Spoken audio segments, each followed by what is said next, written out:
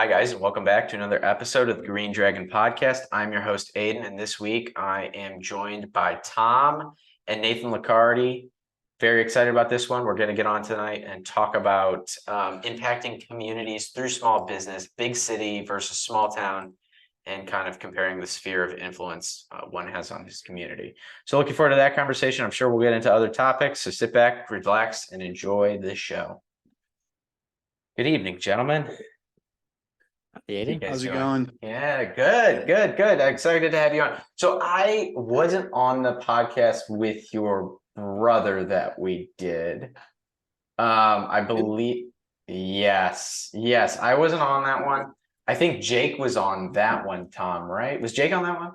Yeah, he was. So we just swapped places tonight. Jake's busy with work, so he wanted to be on. He left us some notes for the podcast. He was very official about it. He's like, hey, he calls me up. He's like, hey, I won't be able to join the podcast, but I left some notes on the doc. He's like, I hope that's okay. And I was like, Nice. yeah, man. I was like, yeah, man, sure. I think he did.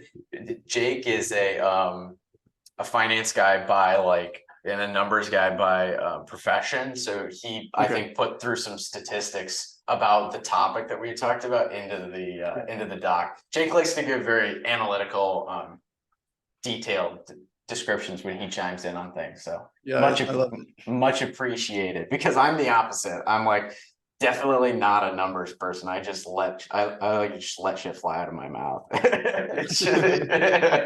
Whatever I say, hey, it's good enough. But yeah, man. I guess I know you went to WCC, because that's many of our guests on here have gone to WCC. But give me a little background on yourself, and just so our listeners can get a little idea of who you are. Yeah, so like you said, I'm Nathan Licciardi. I grew up in a military family. My dad was in the Air Force for like 26 years growing up. So I never lived anywhere for more than 3 years at a time. Moved 12 times before coming to school at WCC. So when people ask me where I'm from, I'm kind of like from everywhere. I'm not really from anywhere. I was born in Illinois. I then moved 12 times before living in Lander for 4 years. So I'm kind of from Lander now. Okay, gotcha. Where in Illinois were you born? Belleville. Belleville. Where's Belleville? I don't know if I could tell you, honestly. I think it's like that sums up Illinois, other than like the Chicagoland area. Yeah, I think it's like 45 minutes east of St. Louis or something like that. St. Louis. Oh, it is. Okay, so it's like down by here, I just looked it up on the map. So it's by so you're by St. Louis, and then you're probably not too far from Peoria, right? Or maybe my geography. I honestly couldn't tell you. I honestly don't even know where Peoria is. When I was like a baby. I gotcha. That's fair. Hey, that's fair. Yeah. No, I think I kind of know where that's at. Okay, so you were born there. When did you move from Illinois? I think I was like 2. Oh, okay. Nebraska, then to Ohio. So you have no recollection of the great state of Illinois. I have actually I do, because then we moved back to Illinois. Oh, really? When I was like 13 or I think it was must have been like 12. Okay. Yeah, I think it was like 12. Okay. So yeah, then I remember that we were in O'Fallon at that time. I think that's just north of Belleville. Yeah, it is. Yeah. Okay. So that's Southern Illinois. Okay, that's an interesting area of Illinois. It's probably better than where we of corn. Hey, that's pretty much the whole state, though. I mean, yeah, you don't really escape the corn ever. Yeah, and then it just kind of like blends into like some of the other surrounding states. Yeah. Exactly. Yeah. So, but the 2 places I lived the longest was New Jersey and Hawaii, and I lived each of those places for 3 years. Yeah. Oh man, 3 years. Okay. Yeah. So that was a long time for us. So like if you were so yeah, so how would classify yourself? Do you like consider yourself a native of any of those states? Like, do you tend No, to? No? Okay, you just feel like a no, I'm an transplant? American. You're an Uh, American. Okay. Child of God first, Licciardi second, American third. All right. I don't know. There you I go. don't know how to classify it other than that. I do Okay. remember going back to Hawaii in 2018. We moved from there Mm, um, the summer of 2018. I went back the summer of 2019. And when I went okay. back, that was like the first time I had ever felt like returning home somewhere. Mm, So gotcha. whatever that accounts for. Yeah, I don't know. Hawaii was just like a phenomenal place to live. Our I'm family really sure. melted out there. My dad's job wasn't as didn't require as much time for him to be, off of work and stuff. So he got to spend more time with us. We all went surfing and hiking together and had like dinner on the beach and stuff and picked coconuts from the coconut palms and shucked them on rocks and stuff. It's like really primitive. Like, I don't know. That's It sick. was That's really some core cool. memories for sure. Yeah, Yeah. that's really cool. So, sorry, maybe I didn't catch this. What island did you live on? Did you live on Honolulu? Oahu. Oahu? Okay, Yeah. gotcha. On this small naval compound called Makalapa. And Okay. you could literally take a rock, throw it across the street, and you'd hit Pearl Harbor. It's like Oh, right next to Pearl really? Harbor. Oh, that's cool. That's really neat. It's That's a place I've always wanted to visit. yeah. You Uh, should, if you do have the opportunity to go out there, you should really go. We actually sailed on Pearl Harbor because there's this little sailing club that the Navy had for like kids and stuff. mm, And we go there like every Tuesday or Thursday afternoon, and then sail for 3 hours around the harbor, and then come back and derig and everything. But yeah, that was like, so you've got Ford Island in the middle of Pearl Harbor, then a bridge connecting it. On one side of the bridge, they keep all the carriers and submarines and battleships and stuff. And on the other side was where we sailed. And wow. so we were like right next to Ford Island. We could see the Arizona Memorial from where we were sailing and stuff. It was pretty surreal. That's It was, amazing. yeah, really cool. That's awesome. That's awesome. That's really cool, man. Yeah. Yeah, I can't imagine I mean, it's cool enough to visit there, but like actually like getting to live there Yeah. for 3 years is pretty sweet. Yeah. Where Not did you? just that. Oh no, Oh, go go ahead. ahead. No, go ahead. No, no, go ahead. Oh, I was just gonna say, yeah, not just that, but we also got to really embrace the Hawaiian culture out there too, Hmm. because we knew this guy who was a native Hawaiian, and he had like all the tattoos, like had tattoos like all the way up his leg. He got them the traditional way with like tapped in with whale bone and stuff. Oh wow. And he took us to some of these like ancient Hawaiian ruins, did some chants and stuff. We drank from a spring like right at the bottom of the ruins, and Hmm.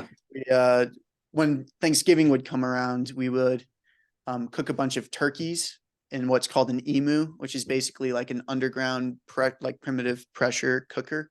Hmm. So we like pile 20 turkeys on top of these red hot lava rocks. Not well, like they were lava rocks. They weren't like actual lava, but it Hmm. was just like dried out, very porous, and we'd light a fire and like get them glowing to like red hot, basically.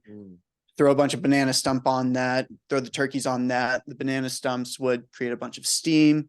And then we would put burlap on top of the turkeys, banana leaves over that, and then tarps over that, and basically insulate all of that steam, and would cook all of the turkeys for like 8 hours or something, and then come out like so tender. You could like shake the meat off the bones. That's crazy. And yeah, it was phenomenal. Anyway, those kinds of memories are, I think that's what makes Hawaii feel like home for me. Yeah, yeah, sure. I mean, that makes sense. That makes sense. Yeah, I guess it doesn't necessarily have to be about the amount of time. It's like, whatever Yeah. memories you created. Yeah, yeah. Yeah. That's really Anyway. neat, man. Where did you live in New Jersey? On McGuire Air Force Base, Fort Okay. Dix Lakehurst. Um, I'm not really sure where exactly that is. I think it's by Trenton. Yeah, I was gonna say I think it's by Trenton and Yeah. I think there's I've been to Medford, New Jersey. That's where my girlfriend grew up. Okay. So Medford I think is just a little bit south of there. I was just curious because I don't think it's that far from Philly either. I think probably only Yeah. like I don't think it's too far. I did go to Philly from there once. I don't remember how long it took us. Maybe an hour and a Okay. half, something like that. So do you I don't know. usually, because did you usually live on military bases growing up, or was it ever off base? About half the time I'd say. Okay, Half the time we'd be on base, half the time we'd be off base, kind of like depending on the housing and like the community and stuff I like got that. you. Okay, So I like in got you. Illinois, the second time around, we didn't live on base because we had really good friends from the first time we were in Illinois. And we Gotcha. found or my parents found a rental house like right down the street from them. Okay. So we just like lived there and, go over there for dinner on like Sunday nights and stuff and Nice. potatoes out of potato cannons and stuff like Oh, that. yeah. So living on base was really great. It's basically like living in a small city. They've got like, grocery store, movie theater, bowling alley. Yeah, Those all are up and running and have been renovated recently. that's really So, cool. yeah. Was that the nicest? What was the nicest base you were on? Because I know some were crazy. My sister's in the Marines, so I got to visit. I got to visit Pensacola. Okay. Pensacola was okay. Trying to I've only think. been on a few Marine bases. Okay. So the nicest base I've lived on was probably Andrews Air Force Base. They keep Okay. like Air Force One, Air Force Two. Like my Mhm. dad was the maintenance group commander for Air Force Two and all the DV jets. Oh, And really? Oh, cool. yeah, that Wow. was cool. So we got like to tour those, and then we also got to tour Air Force One at one point. Whoa. That was Really? really cool. Oh, Yeah, that's sweet. Under yeah. which administration was this? What Obama. Obama? Which was Yeah. Obama's ride pimping? Like what? Like what did he? Do you have Oh anything yeah, cool no, on there? it's really nice. So like the level of detail that these guys attend to when they're constructing these planes is incredible. So first of all, there's two Air Force Ones. Well, Okay, there's really whatever jet that the president gets in is Air Force One. So he could get in like a little Cessna 172, and that sure. would be Air Force One. Okay. But he always flies around in these big Boeing 747s. And there's two of those, and they're identical except for like two numbers on the tail, or something like that.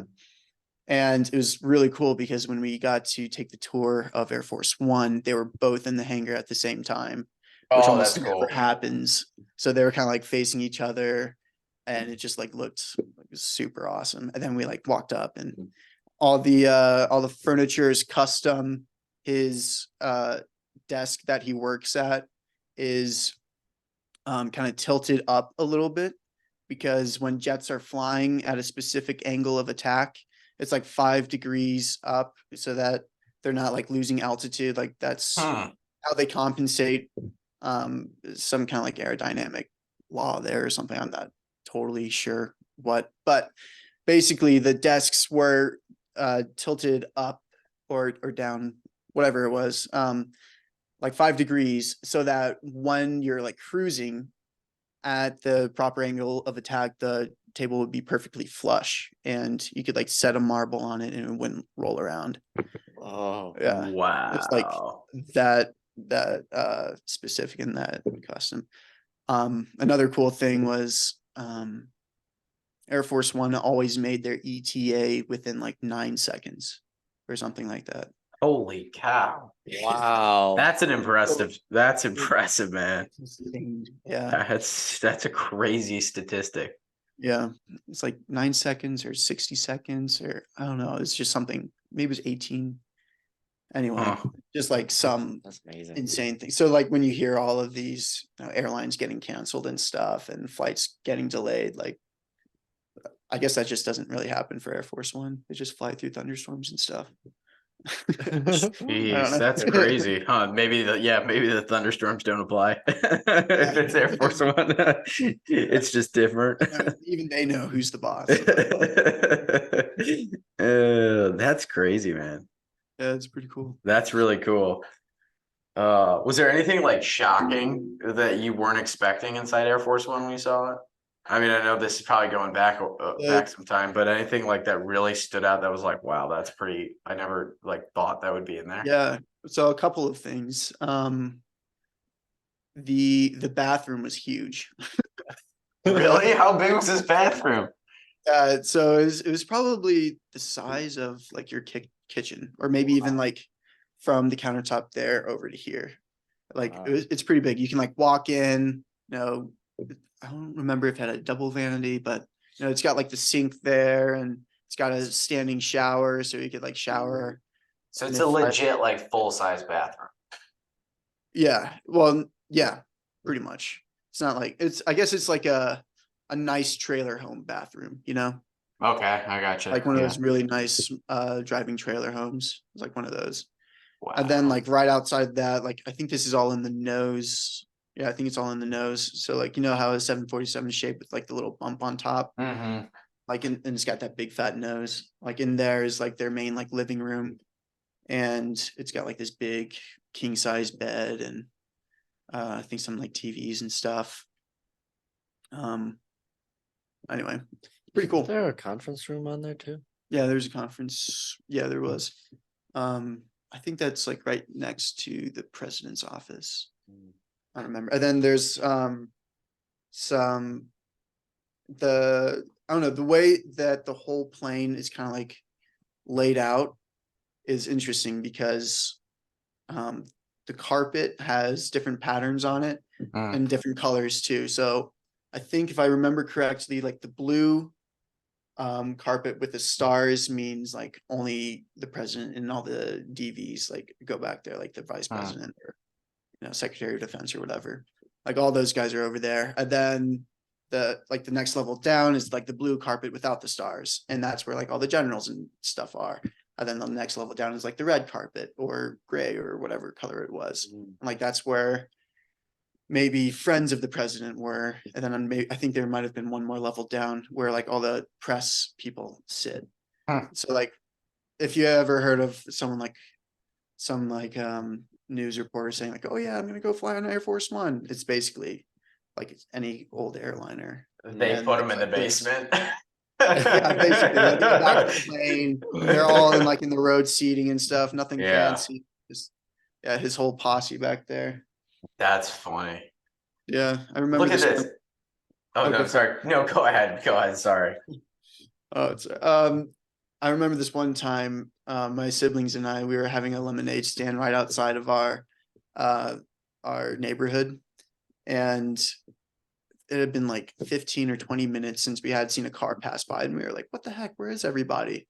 And then like 5 minutes later, this huge caravan of like blacked out Suburbans drive by. And then there's like this big truck with a big black box on the back driving by. I'm like, oh, that's why there's nobody there, because like they locked down that half of the base so that the president could go like play golf or whatever, because he played golf all the time. And every time he played golf, they like shut down half the base, and and our 3-minute drive home took like 15 minutes because we have to go all the way around the other side of the base. So well, there you go. An inside scoop on why nothing ever got done under the Obama administration. Yeah. You heard it from Nathan. You heard it from Nathan. He was golfing all the time. He was golfing. Yeah. Once a week, twice a week. It was crazy. That's wild. That's crazy. This is a little bit off topic, but as long as we're on the topic of presidents, I don't know. You guys might find this cool, or you might not. I was in Dallas this past weekend, and in Dallas, I was visiting actually our co-host for our Foolproof show, Jack. He goes to school at a school in Dallas, and they have a presidential library on campus. It's a George W. Bush Presidential Library, and he took me there, and it's crazy. They have a exact replica of what the Oval Office and the Rose Garden looked like during the Bush administration. So here, let me pull up some pictures, and you can like tour it and like walk around and like sit. I don't know if you guys can see this. There's me at the Resolute desk. Oh, made it. Yeah, I know. That should be a profile picture. Bourbon for president. Yeah. Here's the Rose Garden. I mean, it literally like it. Wow. It's pretty crazy, like how almost. Here's another picture. And then yeah, this is I think gonna be the one I post, but then I'm gonna call it like bourbon for president or something like that. But no, it was crazy. And like what was amazing to me is like the attention to like if this was exact, which I'm assuming it was, like the attention to detail and like every little bit of like decor and everything that like goes into, making a president's stay, I guess, feel like special. Yeah, luxurious and special. Like it's amazing. So I can't imagine what Air Force One's like, but Yeah. I'm sure there's a million things that I'm forgetting. No, that's okay. You gave us a good rundown. I mean, that's Oh, a that's that's a really pretty cool. good that's a pretty good inside scoop. Yeah. It was cool. It was a cool time. That was like 9 years ago. Dang.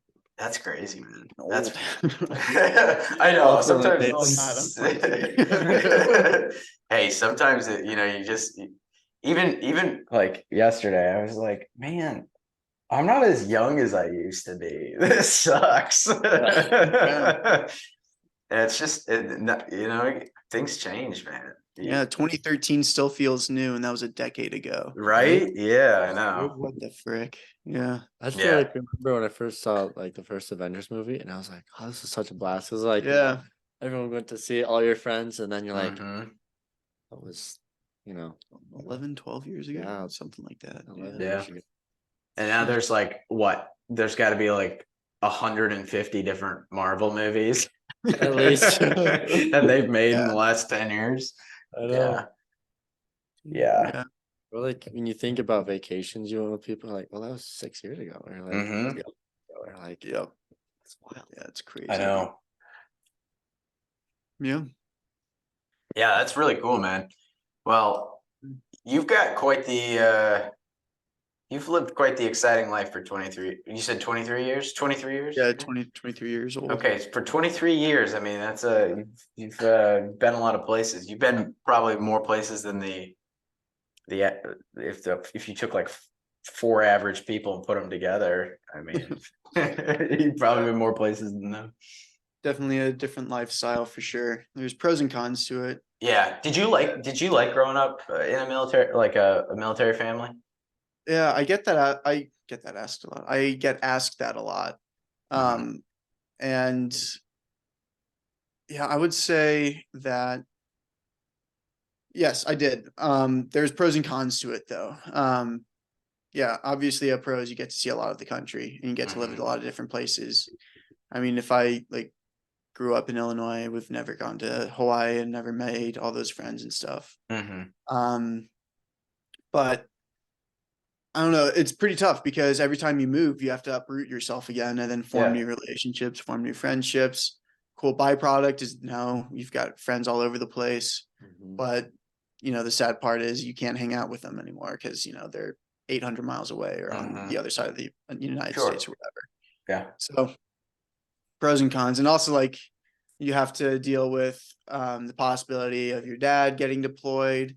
My dad Mhm. was deployed for a year Yeah. when we were in New Jersey. That was only supposed to be a 2-year assignment, but it got extended to 3 because got Mhm. deployed to Qatar, LUD. Oh yeah. Yeah. Which like as far as like deployments go, like that's not horrible, like a Mhm. horrible place because we were still in Iraq and Afghanistan at that time. Mhm. Like he made some trips over to Iraq and Afghanistan, but only for a few Okay. days.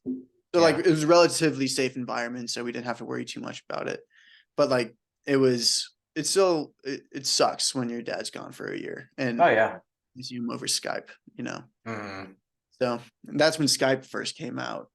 And Yeah, I remember those days. yeah, that was like the coolest thing ever. And like, Yeah. oh my God, it's on the Yeah. screen. Yeah.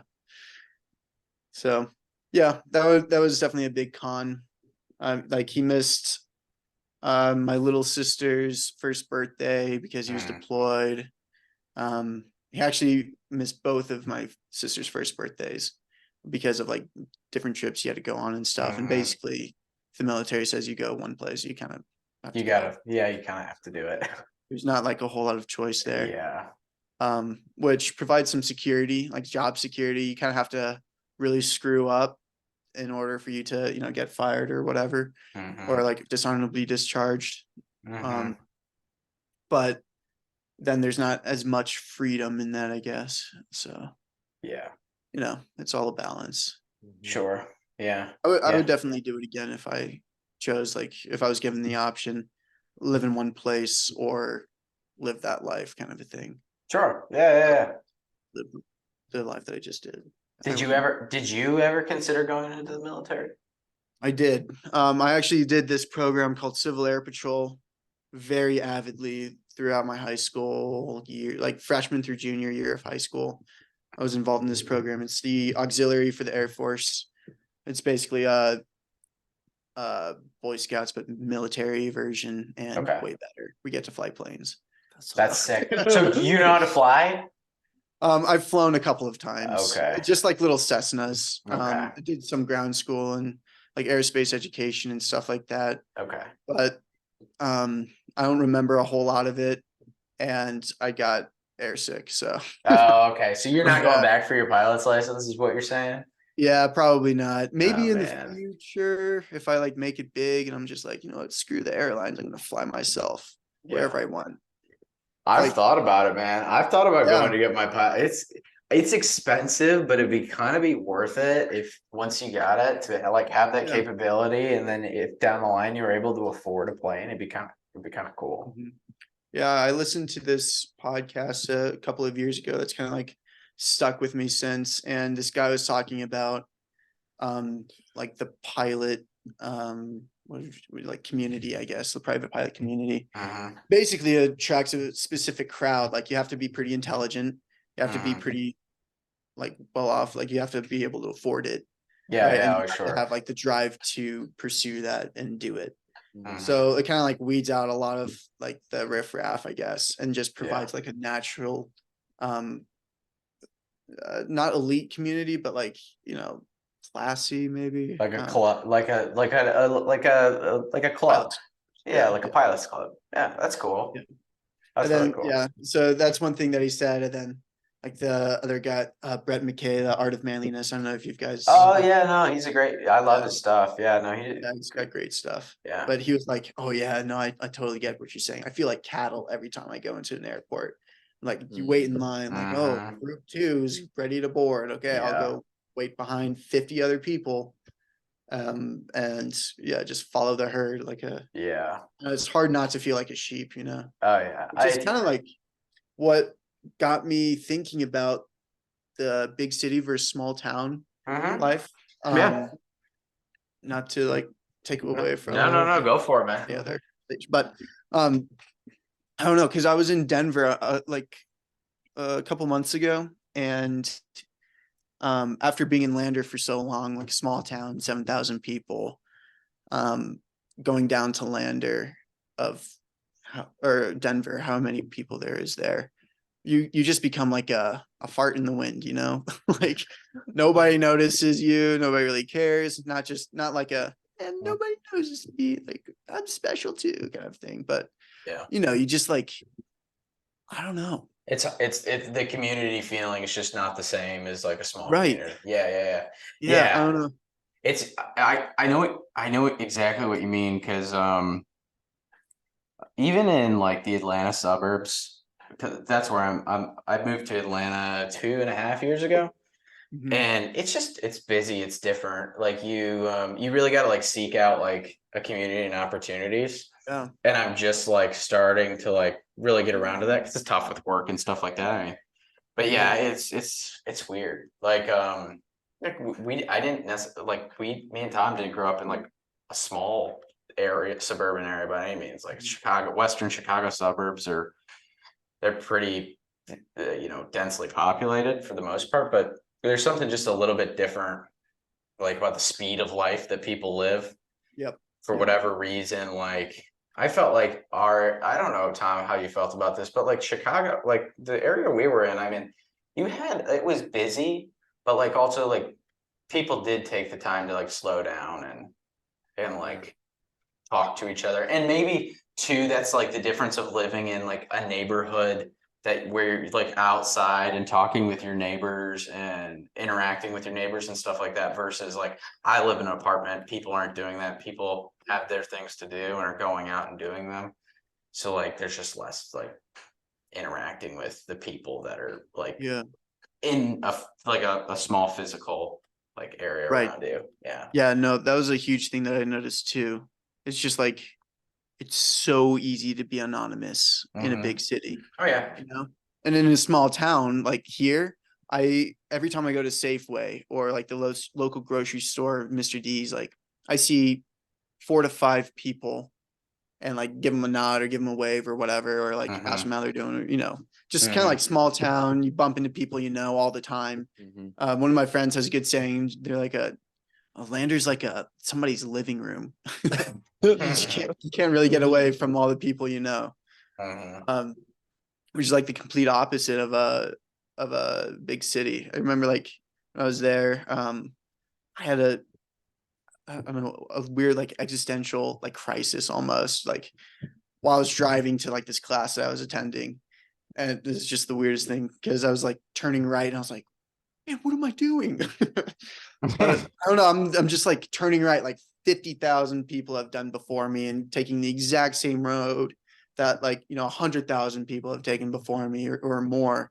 And like, I don't know. It's just like this weird like machine, or like there's not a whole lot of humanity behind it, I feel like, because it's just like that human connection is lost when you're just rushing from one thing to the next to the next.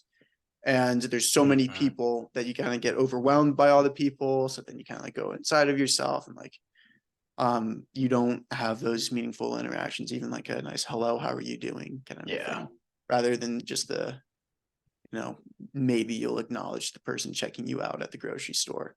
Yeah. Mhm. I don't know. That's something Yeah. that's been kind of bouncing around in my head these past few days. Well, Yeah. months really. It is interesting too, just going to different parts of the country as well. Like I would say Atlanta's interesting because it's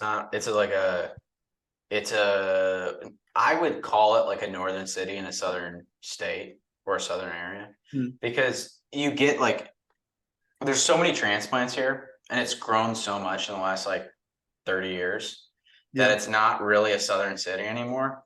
And I think some of the other southern cities are like this too. I don't know Mhm. totally about Dallas, but you get like it's interesting. You'll get like pockets of like the old South mentality where everybody's super Yeah. friendly.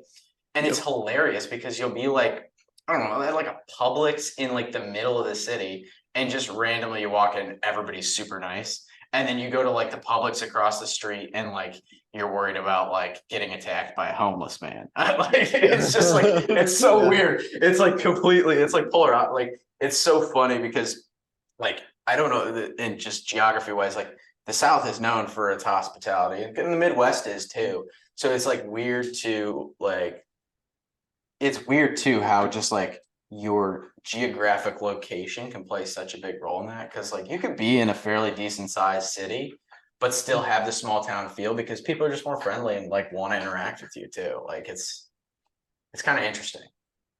Yeah. Yeah.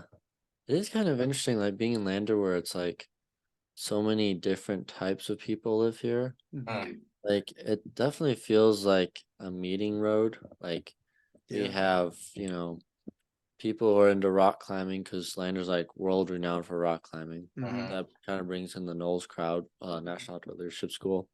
So they're like right across the street from us. So they're like, come and learn these leadership skills through the outdoors, but they're very hippie like people. Like you can tell a Knowlesy from, miles away, just the way they dress.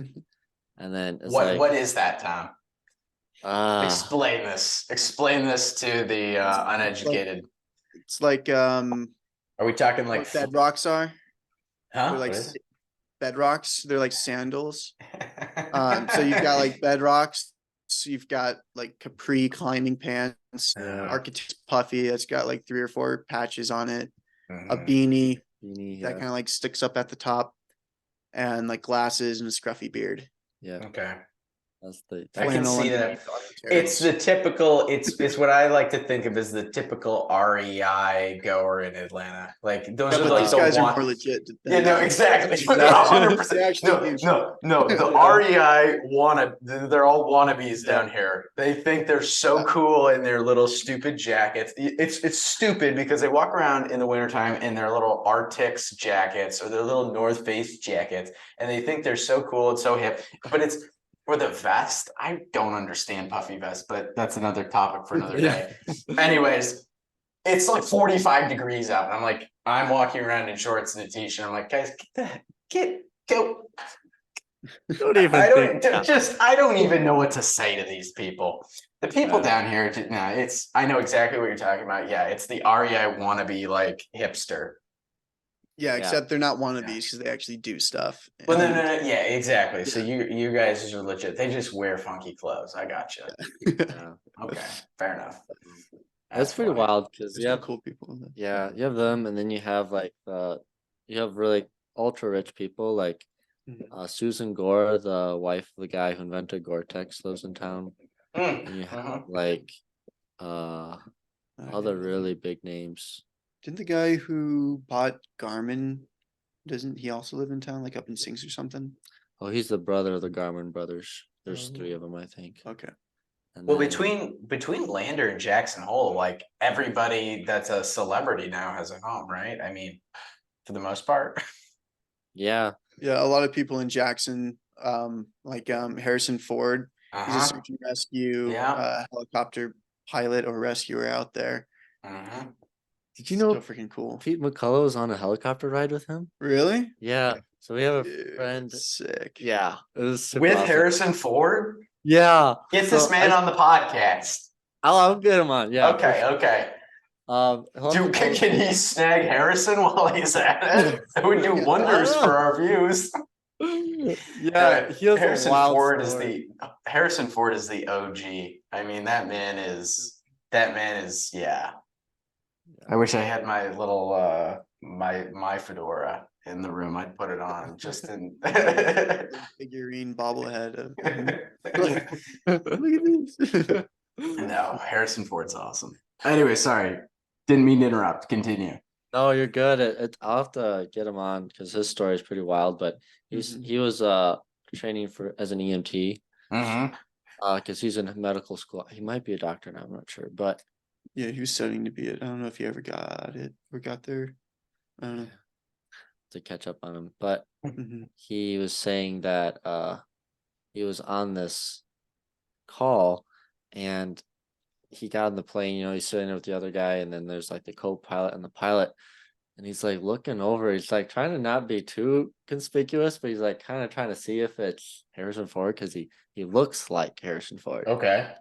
And he's like, sir, I have to ask, are you Harrison Ford? And he was like, yeah, kid, I'm Harrison Ford. And then he cracked a whip and put on a fedora. And Well, then they that's- took off. This is the greatest thing. Pete was like, all right, are we facing Nazis or stormtroopers down there? And Harrison Ford started laughing from it. So That's awesome. yeah. So It's I a think win. he- It's a win if you can make Harrison Ford laugh. yeah. So he'll have to get him on, but it's pretty cool, just like the wide variety of people here, Yeah, that's pretty cool. It's It's like like- a big town in a small town. It's like you took what a big city has and jammed it into a small town. And people are always like coming through here too. Like Mhm. for example, just like last week, there's this guy who we met just randomly who came in through Crux, and his story was he was up in the Tetons, just kind of like taking a solo trip, driving back down a couple miles outside of Lander, going 80 miles an hour, murks a deer, destroys his radiator, and he's basically stranded in Lander now. He orders a radiator and stuff. It won't get here for a few days. So now he's just kind of like bumming around Lander, comes into Crux, starts talking with my good friend Sean, one of the baristas, and they just like strike up conversation. And then me and Patrick start hanging out with him. We start like getting to know him a little bit. Sean's like, oh, dude, we're going to they start talking about religion, and Sean's like, oh, we're going to divine liturgy tomorrow morning. You should come. And the guy's like, oh, okay, cool, I'll come. And he like sat through a 2.5 hour Byzantine divine liturgy where they baptized a baby. Like, Oh That's wow. yeah, wild. like Jack and Kathy's baby. Oh. Yeah. And then after that, we just kind of like, then he went climbing with Sean and some other friends. And then the next few nights looked like us going up to our friend's property who have a sauna. We'd go sit in the sauna, then do a cold plunge, and then sit in the sauna, do a cold plunge, like 3 rounds of that. And then cook a big dinner afterwards, make a fire, play music, have good conversation, and then go home at midnight or something like that. Just with this random guy who's like lived all over the place. He's got loads of stories. He's like, oh yeah, there's this one time when I think I was cursed by a witch in the Himalayas when I was backpacking in the Himalayas. I was like, what? I don't know. And this guy's like 25, 26. That's wild. Like just been all over, like just totally random people coming in like that. No, he and Sean came over to the dinner crew. I don't know if you know about the dinner crew. No, what's the dinner crew? The dinner crew, Man, you've been leaving Nathan out of this. What the heck, Tom? I'm I sorry. thought it was plugged in. Jeez. We're gonna have This is oh my gosh. On the podcast too, live on air. We're gonna clip Yeah. this and then put it out on the internet. We're gonna make you look so bad. I'm kidding. Leaving him out of that. Wow. Just No. absolute blindside. the members, I guess After this. members of the club, we've been talking about making an extension of Dinner Crew called Dinner Crew Black. So, Group Black. yeah, it's kind of like, like Black Uber. Oh, okay. Like I wasn't sure where we were going with this time. Yeah, I was like, okay. Should we pause for a second? No, it's like black tie event, It's like you dress up in your No, that makes sense. Okay, fair enough. That makes sense. All right, I got you. But anyway, we're having a normal one. And Sean and Zach come over and we're talking about stuff. It's wild, like all the different things he's been in. And he told me about a story like, yeah, I just free soloed an 800-foot route a couple of weeks ago. It's pretty fun. And it was wild because he was talking just previously. He was like, yeah, you don't want to go anything over your limits. Like, that's how injuries happen. Like, everyone I know, they just go over the limits. They get in a problem. And you're like, weren't you just telling us, like, don't go over your limits? It's like, oh, it was super easy, man. I could, like, sit down and rest on this one. So it's no trouble. But it was wild. He did tell us he was a Jew, Aiden. Oh boy. He must have heard us. He's coming in to check us out. Yeah, I guess. Yeah, watch out for this podcast. I don't know. We've had a track record. Not to say anything, but we've had a track record. I don't know. Might want to steer him away from that episode, Tom. Yeah, I won't recommend it to him. He might freak out. No, he'll be fine. You Listen should to send him, it. No, send it to him, Tom. He'll be fine. Well, we got onto conspiracy theories. And then Tom says, what do you think about the Jews with the lasers? Yeah. What the heck? We'll have to. And that became the podcast. It's all It's all connected. connected. Trust me. It's all connected, Yeah. Nathan. It's Hear me fine. out. It's fine. You go listen. It's a great podcast. You'll probably get a chuckle out of it. So Yeah, we'll just have to have Jack explain it. He'll Yeah. explain it. Jack will explain it perfectly. So, but it was cool. I mean, like, yeah, it's neat because with Lander, would say it's a very welcoming atmosphere. Mm-hmm. Like, if you're an out of towner or like you're new to town to Mhm. move in, people will be like, "Oh yeah, man, let's hang out." Like, it's very easy. I would say, like, you meet somebody like, "Hey, let's go get a beer or coffee." Totally. It's not weird at all. It's like even they understand somehow that it's not weird. Yeah. I don't know. It's kind of like some unspoken or unwritten like hospitality like standard or something like that.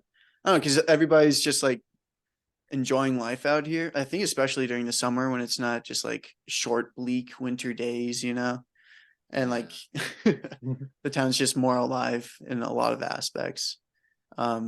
And yeah, people just kind of like roll through town and everybody's like really welcoming of them. I mean, we've got like the International Climbers Fest out here where people will come in from all over the world and yeah, climb. I bartend at a cocktail bar here in town. Oh, I nice. remember over that week, a guy rolled in and I kind of started talking to him and stuff. And I noticed the accent. I was like, "Oh, where are you from?" He's like, "Oh, I'm from Spain," however the Spanish accent is. And I was like, "Oh, what are you here for? Like the Climbers Fest?" He's like, "Oh, yes, yes." And then like we started talking about climbing and like he's asking me for like routes and stuff and some data and like kind of giving him my limited knowledge. But I don't know, just like things like that happen all the time. I've got a couple of regulars at the bar who will roll in. Um, they'll like make dinner and stuff and like bring some like green chili over for me. Every time they've tried to bring it though, I've been like, yeah, either not working or sick. Like, you break that streak. But yeah, I don't know. It's really cool. And even people, at least what I've found, people who come from extremely different backgrounds than I do. So like I'm like a conservative, very Catholic. Um, and I have a lot of principles that line up with that. Right. And some of my best customers, there's like this lady who I really loved who came in and she was like the head of the queer council in Lander or something like that. Short pink and blue hair. And then we just start talking and like, you know what, I'm just gonna like give this lady the benefit of the doubt. I can see like, I don't know. We obviously probably don't share the same values, but like I could still have a good, meaningful conversation with her and like have a meaningful interaction with her. And hopefully like, I don't know, be a good face to like all the conservative Catholics or whatever. Yeah. And not like, cause all that further division and stuff. So I Mhm. don't know. And I That's don't know, I think awesome. Lander's like very conducive to that kind of environment. Yeah. Where people, yeah, I don't know, you definitely have people who will be like, I don't know, in your face about their beliefs and stuff. Mhm. But for the most part, they're very willing to engage on a more intellectual and like human level and kind of like put aside differences and like accept that, I don't think gay marriage is the best thing. Like I very much disagree with that, but here's like a couple gay guys and a couple of lesbian couples and they're like my best customers and yeah, we talk about like Christianity and like share ideas and stuff and Mhm. I don't know, it's really cool. Like I don't get anything like that in the Yeah. bigger cities. It's At least not nice. that I've Yeah, I think it's nice, like, to be able to have like conversations with that, like people, because you realize, like, after you have those conversations, that most people are pretty agreeable and you agree on most things. And you can yeah, get they're along. like doing their best Yeah, and what they think is the best. exactly. Like they're not trying to be like. I think it's really easy to get caught up in this idea that like people are out there to be malicious and all this stuff. And don't get me wrong, there are the 2% that are wild on both sides, and it goes both ways for sure. Um, but I think, yeah, like when you're able to actually like just have a conversation with somebody Mhm. and like just talk about like normal life stuff, you realize that there's so many reasonable people out there that can sit down and have a conversation with you, even if you disagree, that like there's just no reason that we need to be fighting with each other all the Yeah. time. And I think like that community aspect has a lot to do with it. And like small businesses too, like or Yeah. like even like niche industries can really bring people together, I think. Yeah.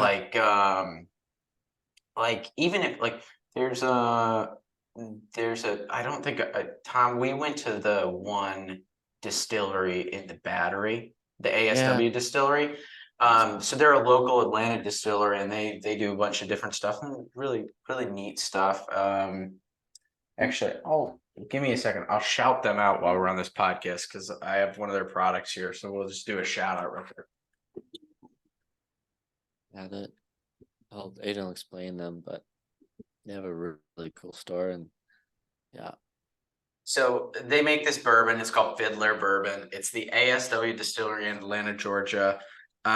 They were started by these two roommates from the University of Georgia that were making, or allegedly, we'll call it allegedly because I don't want to get in trouble. even though this is part of their story, allegedly making whiskey illegally in their dorm room. And then they decided that when they graduated, they want to start a distillery. So they got like 100 of their closest friends and family and like extended relatives to actually support them in starting that. So they raised a bunch of money and they started this distillery. So they have a location in Buckhead, Georgia, and then one distilling location in the Battery, which is in Marietta, Georgia. And they make some really great stuff. But me and Tom went by there. But it's really cool. Tom, we went to the smaller of the two locations, but the location they have in Buckhead, Georgia, which is just like 15 minutes north of the city center in Atlanta. It's a really nice like tasting room, and they have an event center and all this stuff. And like when Jake was down here, we went to a full tour that they had, and it was really cool, and got to meet a bunch of different people. But like when you start to chat with people there, like it doesn't matter where they're from or what background they're from, but you're all like joining around this common thing, and it's really neat and it's Everybody cool. likes whiskey. Yeah, exactly. Everybody likes whiskey, so you're all coming around this one thing, right? So it's like it's awesome. It's really cool, and like nobody cares about politics or anything at that point. And you might get into that discussion, but at the end of the day, like you're all whiskey fans, so who cares? You know? Yeah. Do you know that song by Toby Keith, "Drunk Americans"? Yes, that's a what that great reminds me song. of. That's Yeah. a great song. Yeah. Oh, if you guys haven't heard that, Tom, if you haven't heard that song, you have to look it up. Do you know that song, Tom? Thumbs up what we're talking about right now. I feel like I have, but Oh, Tom. I feel like we should play it, but I don't want to get demonetized on YouTube. oh, Well, we'll play it another time. Maybe like Yeah. while we're having a spaghetti dinner or something. Yeah, we can play it after the podcast, Tom. Yeah. I'll put it on the thing. It's a great song. It's like you have to have that song. Actually, almost every Toby Keith song you have to have in your like 4th of July playlist. I feel like. I mean, it'd be wrong not to. Yeah. Toby Keith is a fantastic artist. There's nothing that makes you feel more American than listening to a Toby Keith song. That's true. Yeah. He's got Like, got the lyrics down. He knows how to tug the old patriotic heartstrings. yeah. Yeah. That's oh, great. I know. It's fantastic. Courtesy of the Red, White, and Blue. That's my favorite song, definitely. Or should have been a Cowboys up there too. But courtesy of the Red, White, and Blue, when he's singing it, there's like nothing more American when he's like talking about like the bombings, the 9/11 attacks, and he's saying when he says "stick a boot in your ass," it's the American way. I mean that line right there, that's an absolute banger line. It's so great, man. It just makes you're like, oh yeah. Even if you don't agree. Want to join special forces? Like, I joined in SEAL Team 6. I'm going David Goggins. I'll carry the boat. I'll carry the boat. I'll carry the boat, sir. Yeah, exactly. Oh man. Yeah, no, Toby Keith's great. Is it? I don't know. I was watching a football game a couple weekends ago. I think it was the Oklahoma game, and I saw him, and I was like, "Oh my gosh, he like looks." Have you guys seen pictures of him recently? Mm-mm. No. Oh my gosh, here I got to show you because I was shocked. Apparently, so he has stomach cancer. I don't know if you guys knew that. I hope we don't lose Jimmy Buffett and Toby Keith in the same year because that would be an absolute. Tough. I mean, it would be a tough year. Okay, so here's Toby Keith back in the day. Look at him now. Oh, Whoa. I He looks know. bombed. I know. I saw him and I was like, I didn't even recognize him. They were like, Yeah. "Oh, Toby Keith," and I was like, "Holy crap!" Dang. I know. That's intense. Yeah. So yeah, pray for Toby Keith. We can't lose Sure. him too. I mean, it'd be a tough year if we lost. Jimmy was hard enough. I don't know if you guys were Jimmy Buffett fans. I love Jimmy Buffett. Yeah. It falls in listen to love. more of his stuff. Oh, I've it's pretty good. It's the type of music you sit on like a beach and you listen to. Yeah. It's summertime, like when you're listening Margaritaville, if you're on the beach and listening to Margaritaville, there's like not a better feeling. and you have Yeah. a margarita. And you have a margarita. No, when he passed away, we had we all went out and had margaritas in memory of Jimmy. Oh, Yeah, it was a tough one, man. You feel like, it's isn't it interesting? Like, you never meet these people, these artists, but like they have such a huge impact, like, on your life. Like, music Yeah. has such a, I don't know if you're into music, but like music has such a profound impact on at least Yeah. my life. And you really get like you make this like connection. You feel like you have this really deep connection with these musicians because a lot of them lay their like heart and soul out into the Absolutely. music, and it's just, yeah. Yeah. I don't know. There's a couple of people that really do that for me. I don't know, it kind of goes from um I don't know, like the really simple country songs. Mhm. I was talking with one of my friends about just like how like the real distilled simplicity of a lot of these country songs. So a good example is a song by Guy Clark called Stuff That Works. And he's just talking about like this blue shirt that fits him just fine. And he's like, I love it. It works. Then my car runs just like a top. Get the feeling he's never going to stop. Mhm. And got an old guitar, won't ever stay in tune. I like the way it sounds in a dark and empty room. Hmm. And then it's like the chorus stuff that works, stuff that holds up. I don't know, just like that, the real simplicity there just kind of gets at, I don't know, just some kind of it strips away a lot of like the distractions Mm. of just like the superfluous ornaments of life, I guess. Yeah. I don't really know. I can't really quite put my finger on it, but there's something there. Yeah. And I feel like a lot of country songs have, Country music's great. yeah. It's just in And general. I think Yeah. for that reason, because it's a lot of the messages are pretty simple and they're just like relatable because of Mhm. that. A lot of Mhm. people will say like, oh, once you've heard one country song, you've heard them all. They're like so cliched and stuff. But like, I don't know. I feel Yeah. like if that argument did hold water, then things are cliched for a reason because true. they're oftentimes good. Like Mm. there's a reason why, you know, your basic white girl likes a pumpkin spice latte. Just like, bro, tasty, It's, you know? hey, it's Like, don't be hating. It's pumpkin spice season, bro. yeah. Don't There's a be reason hating. why like people wear flannels during the fall, like me. Like they're Yeah. comfortable, you know? Yeah. It's like cliched, yeah, but I Yeah. don't know, there's a reason for it. And I don't know, like country songs gonna have like a lot of that, yeah, that cliched simplicity, but not in a Sure. bad way. Like Yeah. Zach Bryan too. Like you were saying, how a lot Oh of yeah. Yeah. these artists like pour out their souls in Mhm. like their music. There's this line in a Zach Bryan song called East Side of Sorrows. Mhm. It's something like, do you ever get the feeling like that all your pain is just another effing sing along? Mhm. Like, oh man, Oh. it's like shoot. Yeah. No, that man pours. I don't know if you guys have seen. Have you guys seen his like original like the something in the orange Yeah. the one where he recorded it on the military base because he was in the military. I don't know Yeah, if he was in the Navy. yeah, he was in the Navy. And he recorded it just on his I think it was his iPhone.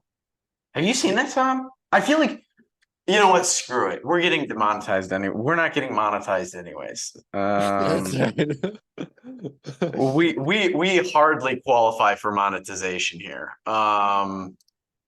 Let me find it. I think it was it something in the orange? I feel like it was. I'm not sure. I just know that like I listened to that Joe Rogan podcast or like snippets of it Okay, you've where he listened. like talked about how he would like post all these videos on Twitter, and then he got a huge Mhm. following. And then he was like, Yeah, I remember when he something- released it, I was on Twitter and it was like absolute. Oh, it was heading south. That's the one. I don't know. Okay. Here, I'll pull it up. We'll watch like 30 seconds of it because I think that's what I'm supposed to do. I think legally I'm only allowed to play 30 seconds of it. So okay, cool. oh, just a second. Let me do something here. I'm gonna optimize this for a video clip. Okay, I'll start over. So this is him, just a little background. This is him on a military base, or on the Navy base, sorry. And this is just him off his iPhone. And this went absolutely viral. Let me know if you guys can hear it okay. Boys, we've got a riser in our midst. And he will get the last lap, it's the last thing he did. And he used to roll around in that red dirt mud. But now he's skipping town and that dreamer's out for blood.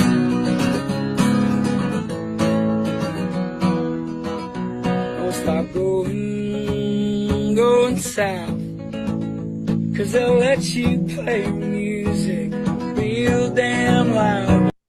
We'll stop it there just because I don't know how much I'm allowed to play. But he throws his like heart into that music, man. It's and You can he's tell like his voice is a great little bit writer. raspy from probably singing so much. Yeah. There's a couple other guys like that right now. I don't know how much you guys are into that type of music, but like Tyler Childers, I know he's had some interesting stuff that he's come out, but his other music is decent. Yeah, Notes to the Grindstone's a good one by him. Nathan, I don't know if you've heard of this guy. This guy is interesting. He's kind of flying under the radar right now, but I think he'll be going big soon. He's got a similar sound. Taylor McCollum, I think is his name. No, that's not it. I'll find it and I'll send it to you. He's Is it got this. Dylan Gossett? Not Dylan Gossett. Okay. Because I know who you're talking about. yeah. It's not him. Taylor McCall. That's what it is. Okay. Taylor McCall. He's got this song called Black Powder Soul. Oh my gosh. It's like, it's not even like at this point, it's like not even country, but it's got that country. It's got like the acoustic sound. That acoustic sound. It's got a little bit of like old school rock and roll, soul, like everything's mixed into it. And man, it's good. Black Powder Soul. All right, I saved it. I'll give it a listen. Yeah, give it a listen. Let me know what you think. He's got a few other songs that are really good. He's got an album. His most recent album's really good.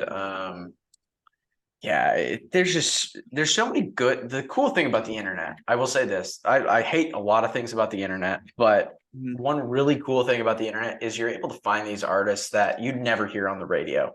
Yeah. And you're able to you're able to find these guys that maybe have like 500-600 views on YouTube, and you're like, holy cow, this guy has a like amazing voice. What's that guy that just blew up? The guy that sings Anthony?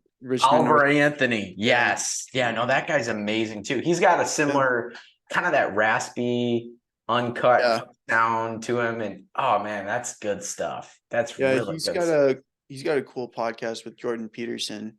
Really? I haven't listened to that one yet. Yeah, he's just like right down to earth. Like, I don't know.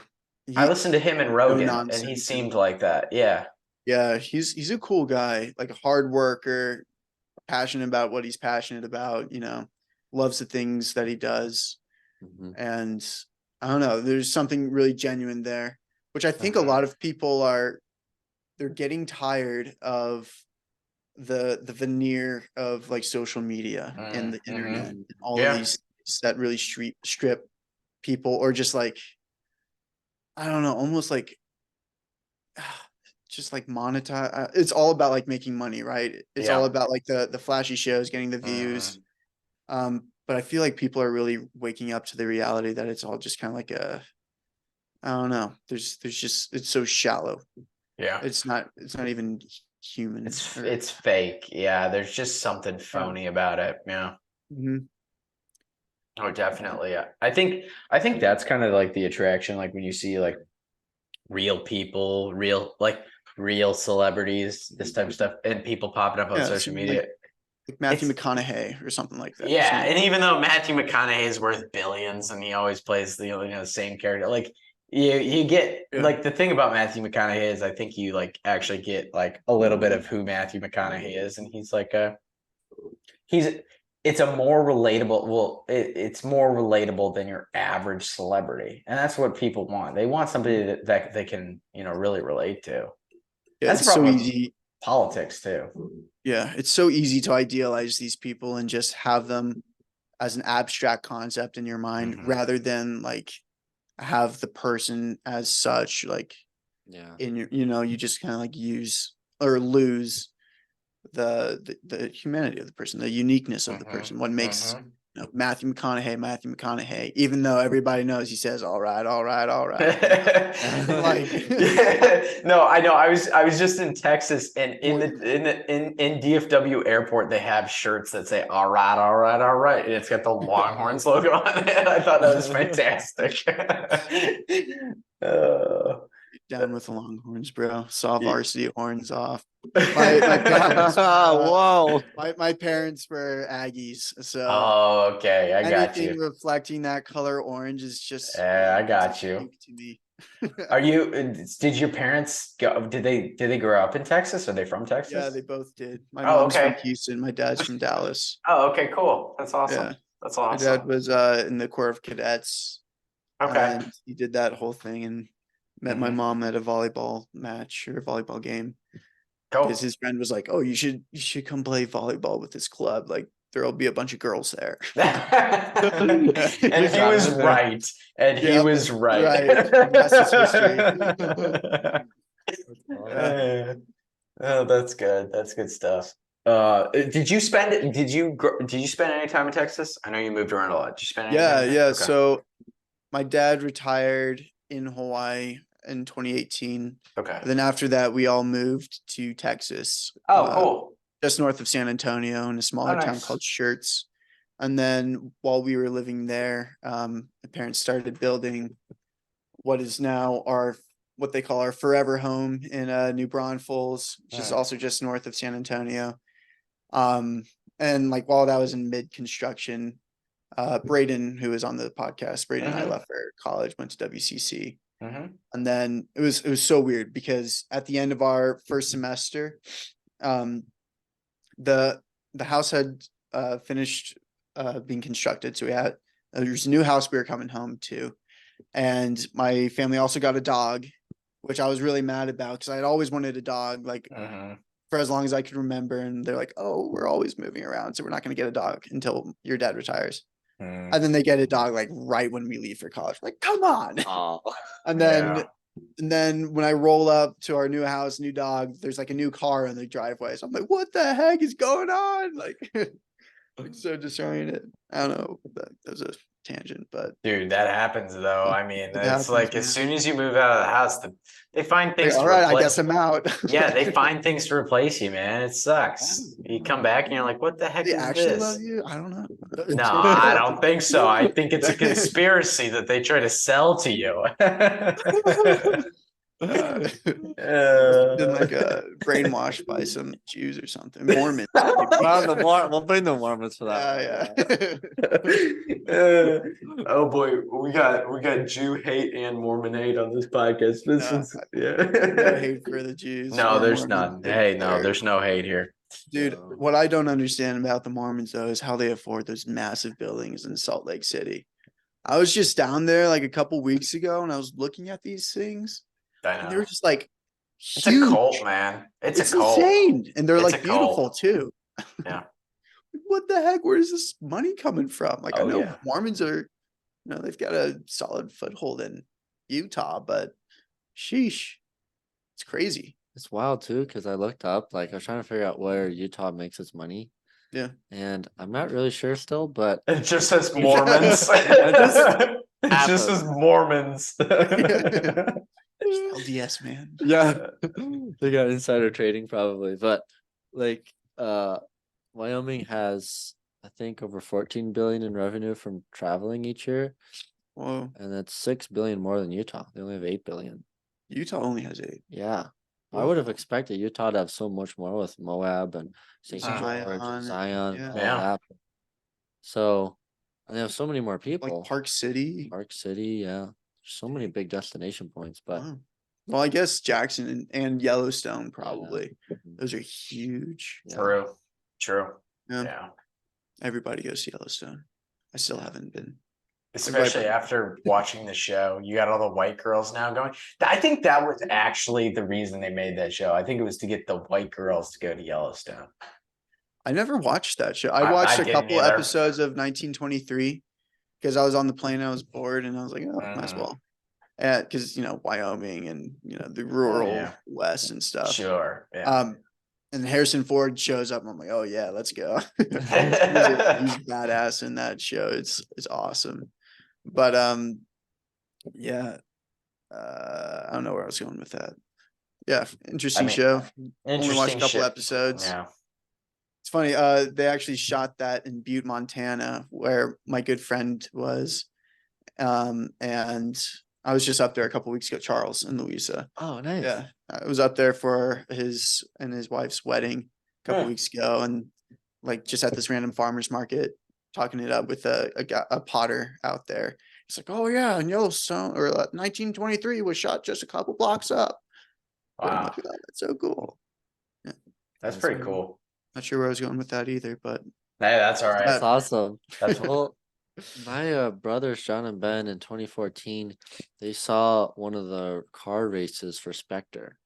really. Yeah, in Rome. Sick. They had all the Aston Martins out there, and I think they may have seen Daniel Craig. That's But dope. it's super cool when you just come across somebody and then like Yeah. filming scene, like, hey, that's pretty cool. Yeah, they were filming Jurassic Park while we were living in Hawaii. Oh, really? Yeah. That's wild, man. Yeah. One of my That is pretty cool, I bet. yeah, one of my I never saw any of the set or anything, but my little brother was telling me, I mean, we ran into like all kinds of people out there, but my little brother was telling me like he was walking on the North Shore and he like heard these dinosaur sounds and we're like, what the heck was that? It's just like, oh, okay, it's Jurassic Park. They're just Chris Pratt's over there like wrangling. There's this other time when we were doing this really famous hike called Cocoa Head. And we were just like hiking up this extinct volcano, which is what it was. And yeah, my little brother Peter, like all kinds of things happen to Peter. It's ridiculous. He's a lucky child, or something. But he was like, we were like walking up, and then he looked up, and right there was Michelle Obama. He was like, hi. Just like Auntie Michelle going down Cocoa Head. Like, it's so weird. That's random, like, dude. I totally missed her because my head was like down, just like kind of trudging up, because there's basically a bunch of like railroad ties. There used to be like a car that went up this mountain, and basically like a series of 1,000 steps or whatever it is. All the way up this mountain. So I was like looking down, just like kind of trudging, thinking I was in purgatory and stuff. And Miss Michelle Obama apparently, and her posse of Secret Service. That's wild. You didn't say to her, you're like, oh, I'll see you on Air Force One later. Like, no. That was after Trump took over, I think. Oh, okay. She wasn't she wasn't SLOTUS anymore. She was mourning. Yeah, up on the mountain. Yeah. Yeah. Yeah. Oh man, that's funny. So weird. Yeah. I don't know. Yeah, that's funny stuff, man. But yeah, maybe if Michelle was out here, we could invite her out to dinner. Probably wouldn't call it black dinner. Like that might just not be the right move. Black dinner. Like the small town vibe, but also like rip off on So, her. Tom. I hope you know that I'm going to bring up black dinner on our next full proof podcast just for Jack to react to. If he took the Jew laser comment to the next level, he's going to take black dinner to the next universe. I'm just giving him so much content. Yeah, I know. I'm going to send him this clip tonight, and I'm going to be like, Tom's talking about black dinners and stuff. I don't know what he's up to. Gosh, what is this podcast coming to, man? Yeah, what is this? It's a very discriminatory event. Like, only black people allowed. Very exclusive. Very exclusive. So I won't say it. I'll keep it to myself. All right. Oh man. Yeah. No, man, the small town vibe. I think people are starting to kind of like open their eyes a little bit to it. I mean, you saw the statistics in the Google Doc right? The employment rate, like the majority of the employment rate is small businesses and stuff. Yeah. Yeah, small businesses, 64% of new jobs created annually in the US are Yeah. small business. Yeah. Like all Which- these like small craft like companies are Mhm. like up and coming, are just like blowing up in popularity because people are realizing not only the quality, but they're also supporting like their local economy and stuff. A good example of this is this company called Range Leather out in Laramie. I don't know if you know about them. Yeah, I was just gonna talk to Aiden about them, but maybe seeing if they can print some hats for us. Oh, that'd be Yeah. cool. Yeah, definitely. Yeah. Yeah, they do a lot of leather work, and actually my wallet's a Range Leather, and it's just like, well-made stuff that are gonna last forever, last your lifetime. Even things like Thursday boots, like Yeah. handmade. What's the one that Rogan promotes sometimes? Origin, Yeah, Origin USA. That's Origin Jocko's US company, right? Jocko. Yeah. And Yeah. those boots look, I want to get a pair so bad. They're like $300, but they're like Yeah, they're expensive. they're hand stitched. Like They do have a like warehouse sale site that you can go to, and they have like slightly like, they're not quite up to the standard, so they might have like, it's all like small like defects, like not anything that would cause Yeah. the shoe to be defective, but like little minor things Mhm. that just weren't up to par. And they sell them for like, I think there was a couple pairs like in the 200, like it's still expensive, but like for those, for like a handmade boot that's all American, like $200, which isn't super It's not crazy. terrible. It's not crazy. Like when you think about like what some of these other companies are charging, like $160, $180 for a boot that's made in China. Yeah. Like, I mean, that's like Nike's whole game, right? They Mhm. just yeah. just upsell their stuff like crazy, just charge out the Exactly. nose for it. Yeah. And they Yeah. pay like $5 for Air Force Ones or whatever. Mhm. Oh Not to yeah, keep it's bringing up Air Force One. wild. Yeah. Man, you've got a thing for that. I know, it just keeps coming up. No, I Yeah. think small business is really cool. I think seeing people, I think the cool thing is seeing people that are passionate about what they're doing. I think that's really cool. And when you see somebody doing something like that, it's hard not to want to support them. And whatever it is, it doesn't really matter. It's hard not to want to like go and support them. Another one, I hate to bring up like whiskey again, but I don't know if you guys have heard of these guys. Let's see. I don't know if you guys can see this. It's gonna be tough. Frey Ranch. Can you guys see that? Okay. Yeah, These guys are really cool. So these guys are based out of Fallon, Nevada. I don't know if you guys have heard of that. I think it's close to Vegas. No, it's not. It's close to Reno, Nevada. And they're really cool because they're actually not only distill their own spirits, but they also are farmers. So they grow all their grains and then they distill their own grains. So they're like 100% like farm to bottle, which is really cool. And just like the craftsmanship behind this stuff is absolutely, like the bottle's amazing. Everything about it's amazing, but it's really cool to see like farmers too producing grain, because that's really how whiskey started here in America. So it's cool to see people getting back to those like roots. There's another place actually, Tom, you'll know this, and Nathan, you might know this suburb of Chicago called DeKalb, Illinois. There's a very similar distillery. I plan to make a trip this fall when I'm back in Chicago, but it's called Whiskey Acres, and they do the same thing. It's all farm to bottle. So there's just like when you see people like that are like that dedicated to like what they're doing, that passionate, it's hard not to want to support people like that. And I think that's why it's cool to see that many people are trying to break the norm and start their own business. Absolutely. Yeah. And I think there's like a certain level of pride too that comes like a healthy pride, right? That comes like, I made that. I was just with my roommate's grandpa, and he was telling me about this house that he built. Mhm. And I don't know, just like the idea of building your own house. There's like a log cabin that this guy made. Like he put in the joists, he did the plumbing, the electricity, everything, like from the ground up. And his previous experience was building out like a cabinet. Yeah. Like he made a couple pieces of furniture. He's like, all right, I guess I know enough to build a house, and went and did it.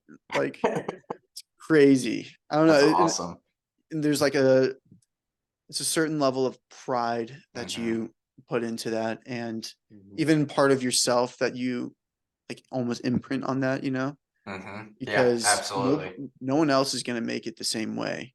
It's kind of like the whole thing with the artist, right? Mm. Is they almost express part of themselves through their work, and a deep part of themselves too, which is why, like, I don't know, some art is like, to one person might just be like, what the heck are like all these splotches on the, on the canvas. To Yeah. another person, that might be extremely moving to them, like Jackson Pollock. Oh Who yeah. I think Mhm. he was from Jackson, Wyoming, or somewhere in Wyoming. Really? Yeah, I'm pretty sure. But yeah, I mean, his paintings don't move me. It's like, oh yeah, I could do that in 30 seconds. Like, give me a few bucks, watch me go crazy. But for other people, like this mixture of colors like evokes this emotion, and maybe that's reflective of what this guy was going through at that time, kind of a thing. Sure. I don't know. And that gives like each each product of these artists or these craftsmen like a uniqueness to it, and Mhm. reflecting their own human uniqueness or individuality. Yeah. Yeah. It's like every person sees the world a little bit differently, Mm-hmm. and they're able to see so much more of the world through someone else's eyes. Yeah. Mhm. It's like the importance of like having other people to talk to and have experiences with, because then you're forming your perception of reality in a broader context, which Yeah. helps you understand how everything works together better, and then you're able to live a better life from that. Yeah. Yeah, absolutely. Yeah. That's cool. I don't know. And then it's, I don't know, there's a duality there though. Like it's really cool to see that Mhm. that part of that person imprinted on that, work of art or whatever.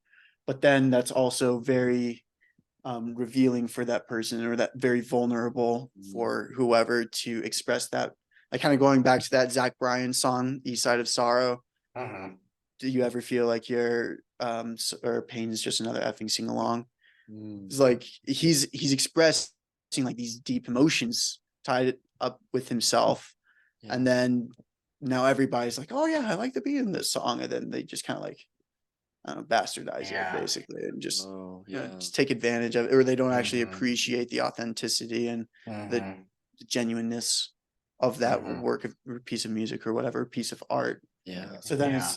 I don't know, I read this short story by this author named I think shoot, now I'm gonna embarrass myself. I can't remember this, but I think it was Louis Borges. And it was, I don't remember the name of the story, but basically it told this story about who Shakespeare, but you don't know it's Shakespeare until the end. Basically talks about all of these masks that he wears throughout his whole life, portraying like this different facet of himself until he no longer knows who he is. And like that's the tragedy of a true artist. It's like they lose themselves in their work and in their product. And I don't know, ever since reading that, I'm just like, oh, like mind blowing, just completely shifted my perspective on, yeah, art and like music too, because I think music does the same thing. I think Leonard Cohen is probably a good example of that. Or like Father John Misty. I don't know if you've listened to Father John Misty, or if you, Aiden, have listened to him at all. Mhm. He's a little bit more hipster-y, I guess. He takes a lot of inspiration from Leonard Cohen. Hmm. But yeah, it's just a total poet. And the things that he expresses in his songs, and I don't know, it just strikes a deeper chord right, than some of the a lot of the popular, superficial music that's going around these days. Hmm. I don't know. Yeah, those are a lot of good. That was a huge vlog. No, that's really interesting. Like, I never thought of it that way before. Like, you just get enjoyment out of a song that may have a lot of deeper context to the person who wrote it. Yeah. Mhm. That's really interesting Yeah. because a lot of people they always write songs based on their stories of their own life. Yeah. So they have an episode and then they talk about that particular point in their life. Mm-hmm. They want to share that with somebody so that someone else can gain something from that, like, help through a bad situation, Mm-hmm. Yeah. thoughts on part of Yeah. life. Yeah. A good example of that would be Stand by Eminem. Have you heard that song? Oh yeah, that's a great song. Holy smokes, dude. Yeah, When I that's a first great. listened to I that wish song, we could play that right now because it holy would. cow, that rattled me when I first heard it. I was like, Yeah, oh it's my a gosh, that's Tom, this. you've got a list here. You've got Stand by Eminem. You've tell me. Oh, you haven't listened Well, to it? I probably have. okay. I just don't I'm know it. sending it in the chat. All right, sweet. It basically send just 'em. tells us, it tells a story about this fan who's just like super crazy over Eminem and just like absolutely obsessed, horribly obsessed. And then he ends up doing all these things and taking his own life and stuff. But the way Eminem raps about it and sings, or I guess just raps, there's just like so much emotion in his voice when he's like going through all the words. And he speaks from the point of view of both the fan and himself. Mm. And Mhm. I don't know. It's just really, really powerful. An- It's not like another- a fun song to listen to. No, or anything, no, but, no, no, no, no, no. Yeah.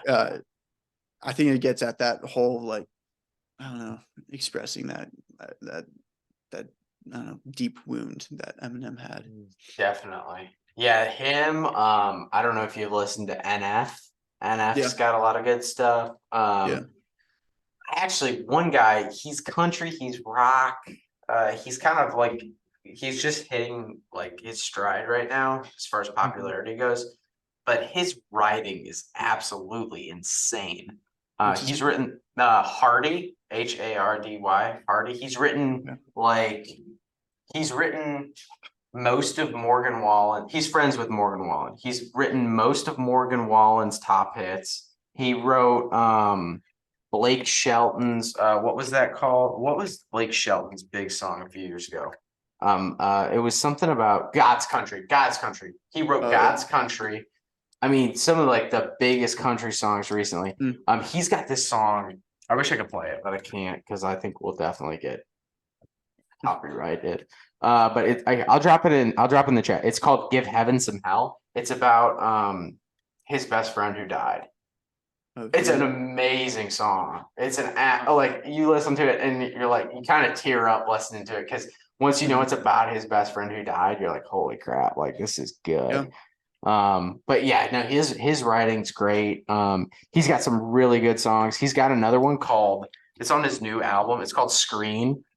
And it's talking about how we're all like addicted to our screens and how we should just see the world through our own eyes rather than through a cell phone screen. That's a fantastic song.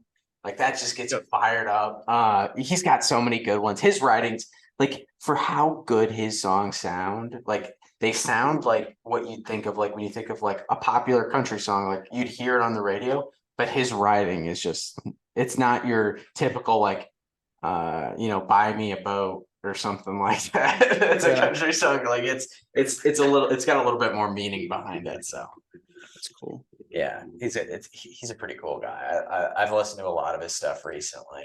It's pretty good. It's fun to find guys that are up and coming and pour their souls into their music. It's really neat. Yeah. It's fun like sharing music too. Like oh yeah, sharing music's great. Last night I was at my my friend's house.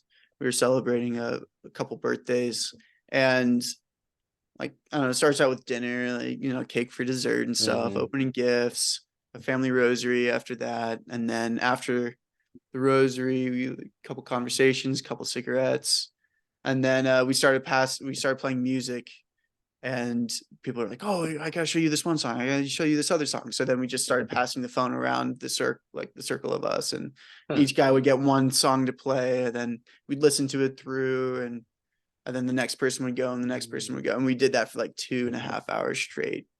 Got back That's at like awesome. 1:30 in the morning. Yeah. Like, That's awesome. yeah, it was great. No, sharing music, I always find that like get a few drinks in you too. And Yeah. sharing music, the experience is a little different. Yeah, one of my friends has this cool theory or thought or philosophy, whatever you want to call it, that alcohol kind of strips away your defensive layer, or like Yeah. your like, this is how I want to present myself to the world, all put together and great. And then, like, alcohol kind of strips that away from you a little bit if you let it, and exposes or brings out the more genuine or authentic part of yourself. Yeah. And that's probably why, like, a couple drinks in, like, music just gets so much better, because like, oh, this is like This is the hard, best song, man. Give me the feels. Just crying, like, Yeah, listening to like sad Drake music, like or something like that. Yeah. 2 a.m. in the fields or something like that. Yeah. Joji or something. Yeah, exactly. Yeah. Oh man. Well, hey, listen, I don't want to cut us short here, but We're coming up on a few. How long have we been doing this? I didn't even time us. I think we're at 1:30 here. so Okay. we usually try to stop at around 1:20, but I don't want to cut us off. We can always chat after too. Sounds After the good. pod. Yeah. But no, dude, this has been great. This has been awesome. Anytime you want to come on the podcast and chat, feel free. Sweet. It's Yeah, I'm glad I finally got around to doing it. yeah, absolutely, man. Yeah, absolutely. Next time, what I can do, Tom, I was going to do this for following podcast. I might ship you out I've got a bunch of these sample bottles that I can fill up. They're they're 2.5 ounce sample bottles, and I can fill them up with bourbon. And so I have like, here, I don't know. I probably can't even show this on the podcast. Nathan was like, oh.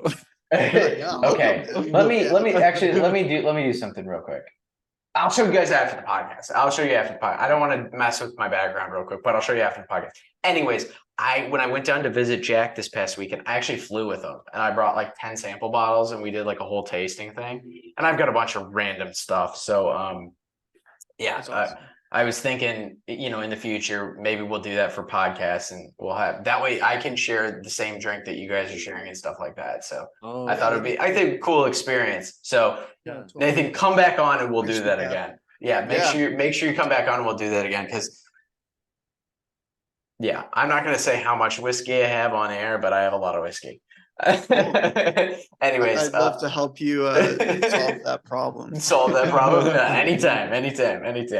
But yeah, no, I appreciate you getting on tonight, and this was a fantastic conversation. So yeah, anytime you're welcome back. Thank you. Yeah, absolutely. Well, thanks everybody for tuning in to this week's conversation. Hope you guys enjoyed the show. If you did, drop us a like, leave us a review or comment. We really do appreciate that. If you liked what you heard and this is your first time listening, and you want to find more, go give us a follow at the Green Dragon Podcast on YouTube, Instagram, and Truth Social, and the Green Dragon Pod on Rumble and Twitter. You can listen to the show every Friday, new episodes, Spotify and Apple Podcasts. And if you're looking for a few more laughs, if you're looking for something a little bit more lighthearted and you like whiskey, you can go check out the Foolproof Podcast on Rumble, Spotify, and Apple Podcasts. That is we react to news articles, all sorts of stuff, current events. We have a fun time. So you can also find us fueling the Foolproof Podcast on Instagram at the Foolproof Drinks. It's our new Instagram account, and I post all the bourbons I pick up to fuel our podcast. But until next time, be safe, fight for what you believe in, and most importantly, be a good American. God bless.